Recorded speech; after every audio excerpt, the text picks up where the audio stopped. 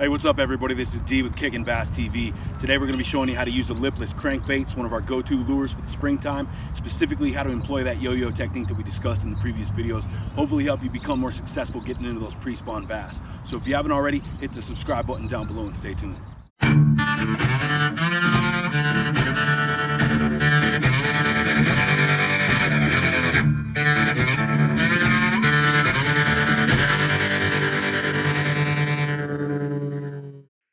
Alright guys, so today we're going to be showing you how to catch big bass like this one here and how to do it using one of our favorite springtime lures during the pre-spawn and the spawn, and that's going to be the Lipless Crankbait.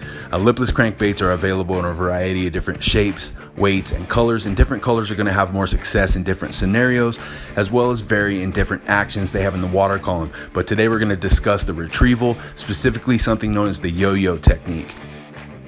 It's called the yo-yo technique because of the way that you'll move the lure up and down in the water column, and it's hands down our preferred method of retrieval for a lipless crankbait. Not only in the springtime, but in the summer and fall as well. We'll catch 8 to 10 times more fish with this method as opposed to burning it in or hopping it along the bottom. When it comes to creating that action with the rod, it's relatively simple and should only take a day or so for you to learn. You're going to toss your lure out, immediately point your rod tip down towards the water, and after it sinks, you pull up and you begin to feel the vibration of the rattle in the lure. Never reel as you're pulling up, always reel on your down motion, which is picking up the slack, and that's what's going to create that yo-yo technique. You're going to reel on the down, stop reeling, and pull up. Reel on the down, stop reeling, and pull up. So with a good day of practice with this, you should develop a great rhythm for it and a great sense of where the lure is in the water column at what time, which will help you learn when and how deep you want to fish it at what specific area. And one of the reasons we're so successful with this, like we said, is this motion underwater. Now, that downfall right there, which is during your down reel, that's the slack where you're going to get 80% of your strikes most of the time. And like we said, the reason for that is because the bass don't always like to chase that lure when it's on a straight burn. This is one of those lipless being straight burned in, and while it does create a good amount of noise and a good amount of flash, being that this one's silver, not nearly as many strikes as you would if you hop one along the bottom like this or if you yo-yo it. Because as you can see, that gives that bass an opportunity when it stops to assess the situation, if maybe it's been following for a minute, and decide to strike or not.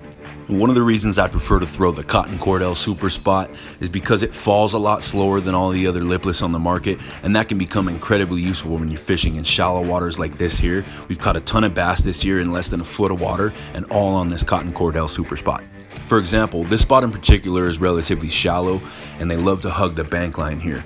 So as there's a drop off about 3.5 feet out from the shore where it goes from about 6 inches of water straight to about 2 feet of water, we found that they love sitting in that 1.5 to 2 foot of water right along the bank.